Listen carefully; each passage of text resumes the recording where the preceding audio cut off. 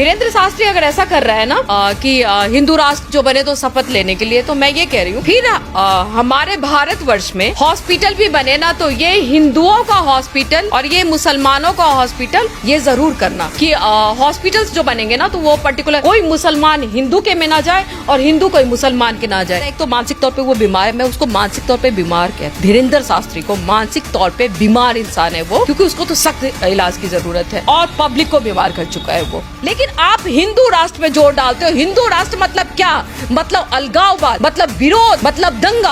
आप कहते हो कि राम के नाम पे बच्चा पैदा करो। अबे राम के नाम पे, देश के नाम पे बोल दो तो मैं चुप हो जाऊं। हमारा भारत ना संविधान और विज्ञान से चलता है, लोकतांत्रिक देश है हमारा, तो ये हिंदू राष्ट्र सवाल ही क्यों आ रहा है हिंदू राष्ट्र का? मुझे एक तो समझ में नहीं आता है कि ये धीरेन्द्र शास्त्री है कौन और आप लोग उनको क्यों हाइड करते हो। उनको सॉरी रिस्पेक्ट वाला आया, उसको क्यों हाईलाइट करते हो? धीरेन्द्र शास्त्री ना व्हाट रिस्पेक्ट? बिल्कुल भी नहीं। धीरेन्द्र शास्त्री रिस्पेक्ट के लायक ही नहीं है। तो वो सबसे पहला मतलब पहली बात कि वो बंदा है कौन और उसकी बातों को इतनी हाईलाइट क्यों की जा रही है। शपथ लेना पड़ेगा, मतलब हिंदू राष्ट्र मतलब वो दंगा करा के ही रहेगा, विरोध करा के ही रहेगा। मतलब वो बताएगा तू हिंदू तू मुसलमान, तुम हिंदू तुम मुसलमान, है ना। धीरेन्द्र शास्त्री अगर ऐसा कर रहा है ना कि हिंदू राष्ट्र जो बने तो शपथ लेने के लिए, तो मैं ये कह रही हूँ फिर हमारे भारतवर्ष में हॉस्पिटल भी बने ना तो ये हिंदुओं का हॉस्पिटल और ये मुसलमानों का हॉस्पिटल और ये अदर कास्ट का हॉस्पिटल ये जरूर करना। डॉक्टर हूं तो मैं इसलिए सबसे पहले इस बात पे आऊंगी कि हॉस्पिटल्स जो बनेंगे ना तो वो पर्टिकुलर कोई मुसलमान हिंदू के में ना जाए और हिंदू कोई मुसलमान के ना जाए। ऐसा धीरेन्द्र शास्त्री तक मेरी मैसेज जरूर पहुंचाना। नहीं तो मैम राम मंदिर बन रहा है तो वहां जाके बोलिए ना कि मंदिर ना बनाए हॉस्पिटल बनाया जाए। बिल्कुल आवाज यही। अब अगर आप आए हो तो आपके चैनल के थ्रू मैं ये कह रही हूँ कि इस चीज में, इस होर में इतनी होर मचाई गई, राम मंदिर बनाओ, राम मंदिर। मुझे बताओ वहां से फायदा क्या है? आप स्कूल बनाओ, आप कॉलेज बनाओ, आप हॉस्पिटल बनाओ, वहां पे फायदा है। आप महिलाओं के लिए कुछ करो, वहां पे फायदा है। स्वास्थ्य के लिए करो, वहां पे फायदा है। आप राम मंदिर बना के क्या करोगे? वहां से क्या आना, मतलब क्या अर्जित होने वाला है? भगवान की भी तो थोड़ा आस्था का सवाल है। भगवान की आस्था ना, भगवान कुछ चाहते नहीं है। ये जो है ना, ये हम जो पाखंड में और ये जो हम अंधविश्वास में घुस गए हैं, वो चीजें क्या कर रहा है कि लोगों से ना, लोगों को कंगाल बना रहा है, भीख मंगवा के। ये जो चमत्कार के नाम पे जो बैठे हुए कि चमत्कार करे उसका ये कल्याण हो जाएगा, वो कल्याण। इसलिए ना जो आप देखोगे कोई मजदूर है, कोई कम पैसे कमाने वाले, अब वो अशिक्षित होते हैं, उनको शिक्षा नहीं मिली होती है। वो सोचते हैं कि वो चमत्कार कर रहा है बंदा, उसके पास मुझे जाना चाहिए, वो ये बात बता रहा है। ये सोच के वो तो 4 लाइनें बताता है, इससे ज्यादा नहीं बताता ही ना। जो है चमत्कार तो करते हैं। क्या चमत्कार करता है वो? अगर वो चमत्कार कर रहा होता तो वो जो लेडीज की डेथ हुई थी उसको क्यों नहीं बचाया? वो चमत्कार कहां से? उसको नहीं पता था कि हमारे लाइन में, हमारे ये समागम में कोई लेडीज आने वाली, उसकी डेथ हो जाएगी। क्या सवाल करते हो आप यार? कहां से आप सोचते हो कि वो चमत्कार कर रहा है बंदा? वो चमत्कार नहीं, वो बेवकूफ बना रहा है। और हमारी पब्लिक, मतलब ये जो लोग हैं ना, जो इसके पता नहीं हुजूम एक लेके जाते हैं, पता नहीं हजारों लाखों के उसमें, वो सब के सब बेवकूफ बन रहे हैं। मुझे दया आती है उन पे, क्योंकि मुझे लगता है एक तो मानसिक तौर पे वो बीमार है, मैं उसको मानसिक तौर पे बीमार कहती हूँ। धीरेन्द्र शास्त्री को मानसिक तौर पे बीमार इंसान है वो, क्योंकि उसको तो सख्त इलाज की जरूरत है और पब्लिक को बीमार कर चुका है वो। तो वो एक मैं, और इस यहाँ तो मैं हम अपने आदरणीय प्रधानमंत्री को भी बोलूंगी कि आपने पता नहीं कहाँ तक की शिक्षा ली, I don't know, no comments. आप शिक्षा की ओर जाओ। आप ये धीरेन्द्र शास्त्री एक लेकर आए कि हिंदू राष्ट्र बनना चाहिए। हिंदू राष्ट्र मतलब क्या होता है? क्यों बनना चाहिए हिंदू राष्ट्र? इंसानियत का राष्ट्र क्यों नहीं बनना चाहिए? शिक्षा का राष्ट्र क्यों नहीं बनना चाहिए? अच्छे स्वास्थ्य का राष्ट्र क्यों नहीं बनना चाहिए? लेकिन आप हिंदू राष्ट्र में जोर डालते हो। हिंदू राष्ट्र मतलब क्या? मतलब अलगाववाद, मतलब विरोध, मतलब दंगा। और आप क्या करते हो? ये धीरेन्द्र शास्त्री को आप सपोर्ट कर रहे हो। बिकॉज क्या है, वो तो अपने आप को हाईलाइट कर, वो प्रोडक्ट है जो अपने आप को बेच रहा है। वो एक प्रोडक्ट है जो खुद को बेच रहा है। हाईलाइट हो रहा है, वो हाईलाइट हो रहा है। वो मतलब मान लो क्या है, वो साधु महात्मा, एक तो खैर वो खुद को साधु महात्मा कहता नहीं, उसको क्या जरूरत है? उसके पीछे बॉडीगार्ड की, एसी में बैठने की, वो जो जिस तरीके उसके कपड़े देखो, मतलब वो क्या है, दो फटे पुराने कपड़े पहने वो कहीं पे क्या ऐसे। दिक्कत अगर किसी इंसान को अगर हाँ। कुछ है उनके अंदर या कुछ क्या है उनके अंदर, क्या है, चमत्कार है ना, फिर सुहानी साहब को क्या कहोगे?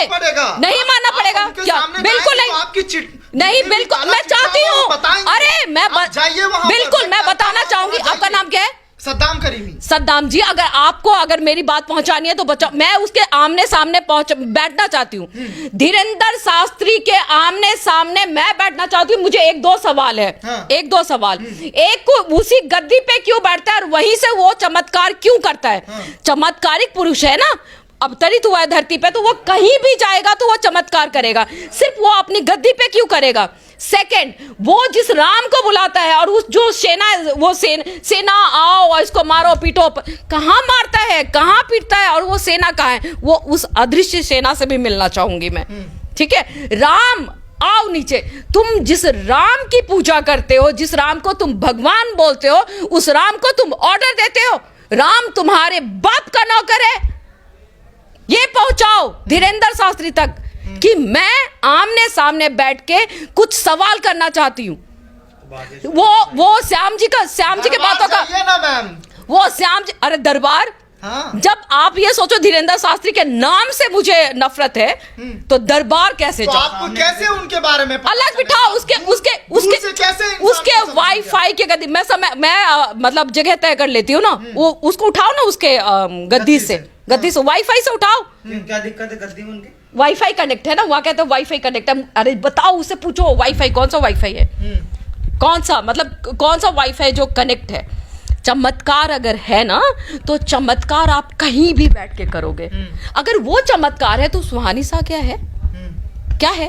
वो तो कह रही है कि अगर उनका जो है सिलेट जिस पे लिखती है वो हटा दिया जाए तो बता ही नहीं पाएगी। अच्छा, वो सेब, अगर ये कहा जाता है तो उसको गद्दी से उठाओ, फिर हाँ। धीरेंद्र शास्त्री को गद्दी से उठाओ। हाँ। उसने तो स्टडी की है, उसकी तो स्टडी, अब तो छोटे छोटे बच्चे अब स्कूल में भी होते हैं। अगर आप लोग पढ़े लिखे हो तो अब स्कूल में माइंड रीडिंग के क्लासेस होते हैं, तो सब अब छोटे छोटे बच्चे जानते हैं, देख के आपको बता देंगे, पूछेंगे, आप सवाल करो, वो थ्रोट रीडिंग होती है, पता चलता है। लेकिन अगर धीरेंद्र शास्त्री को गद्दी से उठा के उससे सवाल करो, मैं कह रही हूं अगर इतना हाईलाइट उसको कर दिया गया, लेकिन वो श्याम जी जो जिन्होंने चैलेंज किया और ये वायरल हुआ, तो उनके सारे सवालों का जवाब क्यों नहीं दिया? वो चैलेंज एक्सेप्ट क्यों नहीं किया उसने? तो वो साफ तौर पे कह रहे हैं कि हमारा तो हिंदू भी दोस्त है, मुस्लिम भी दोस्त है, वो उनके साथ पहले बैठता था। फिर हिंदू राष्ट्र क्यों? फिर हिंदू राष्ट्र क्यों? उसको जाके पूछो जो तुम्हारी बहन की शादी करवाया, जब तुम्हारे को किसी ने कुछ भी नहीं दिया तो तुम्हारी हेल्प करने वाला एक मुसलमान था, ठीक है? फिर वो अगर हिंदू मुसलमान भाई भाई ये चीजें करता है, तो वो फिर अगर उसके यहाँ पे कोई आते हैं जिसके भूत प्रेत लगे हुए होते, उसको वो ये क्यों कहता है, लग रहा है कोई जिन्न है आपके ऊपर? अबे भूत क्यों नहीं हो सकता? मान लो, अब मुझे नहीं पता कि ईसाई के कौन से भूत होते हैं, सिख के कौन से होते हैं, हिंदू के कौन, मुसलमान के, तो स्पेशली वो इस तरीके से क्यों बोलता है? अगर बोलता है, इसका मतलब आप कहीं ना कहीं फूट डाल रहे हो, आप कहते हो कि राम के नाम पे बच्चा पैदा करो। अबे राम के नाम पे, देश के नाम पे बोल दो तो मैं चुप हो जाऊं। देश के नाम पे, राम के नाम पे, अगर राम के नाम पे बच्चा पैदा करना है तो ये धीरेंद्र शास्त्री पालेगा उस बच्चे को, धीरेंद्र शास्त्री उस बच्चे को बड़ा करेगा। आप राम मंदिर में जाके योगदान दीजिए ना, ईंट दीजिए, पत्थर दीजिए, सीमेंट दीजिए। राम मंदिर में हाँ। क्यों दूं मैं योगदान? मेहनत के पैसे हैं, बड़े मेहनत करके, बहुत मेहनत करके, बिल्कुल हूं। हाँ। मैं हिंदू राष्ट्र विरोधी हूं इसलिए क्योंकि मैं चाहती हूं कि मानवता का राष्ट्र हो। हमारा भारत ना संविधान और विज्ञान से चलता है, लोकतांत्रिक देश है हमारा, तो ये हिंदू राष्ट्र, सवाल ही क्यों आ रहा है हिंदू राष्ट्र का? नहीं आना चाहिए। आप प्रोग्रेस करो अभी और आप उन्नति पे हो, आप आगे बढ़ रहे हो, तो एक सवाल को लेकर जहां पे ये आपस में लड़ने और लड़ाने की बात हो रही है, उसको बंद करो। हिंदू राष्ट्र के बहुत खिलाफ हूं। आपने कहा कि राम मंदिर में जाके योगदान दो, मैं वहां योगदान क्यों ना दूं जहां पे लोग बेघर है, जिनको घर नहीं है, जो फुटपाथ पे बैठे हुए हैं। एक दिन 2 दिन इंटरव्यू दे देंगे, बोल लेंगे, भूल जाएंगे। अरे बिल्कुल भी नहीं, हाँ। बिल्कुल भी नहीं। हम क्रांतिकारी है। पता है क्या होता है, क्रांतिकारी जो होते हैं ना, वो किसी एक चीज के लिए नहीं लड़ते, किसी पक्ष में नहीं है, वो पूरे देश के लिए, जो देश में कुछ गलत हो रहा है उसके लिए। जब मैडम निशिकांत दुबे ने जिस तरीके से बयान दिया कि महुआ मोहित्रा और प्रियंका सिंह को लेकर कि वो वैश्य है, तो उस पर क्या कहेंगे आप? जस्ट शेम ऑन, मुझे शर्म आती है ये निशिकांत दुबे पे। मैं ये कहती हूँ कि ऐसे शब्द तो सबसे पहले कि मुंह से निकले क्यों, क्योंकि किसी की बेटी, किसी की बहू, किसी की बीबी, मतलब वो भी होगी। मुझे लगता है निशिकांत दुबे शायद अपने बेटी को, अपनी पत्नी को भी ऐसे ही संबोधित करते होंगे। आप समझ सकते हो कि जिन शब्दों का उन्होंने प्रयोग किया है, मुझे मैं बोलते हुए भी मेरी जवान लड़खड़ाएगी, लेकिन मैं फिर भी कहूंगी कि अगर वो किसी दो महिलाओं को वेश्या कहते हैं तो उनको शर्म आनी चाहिए, चुल्लू भर पानी में जाके डूब मर जाना चाहिए।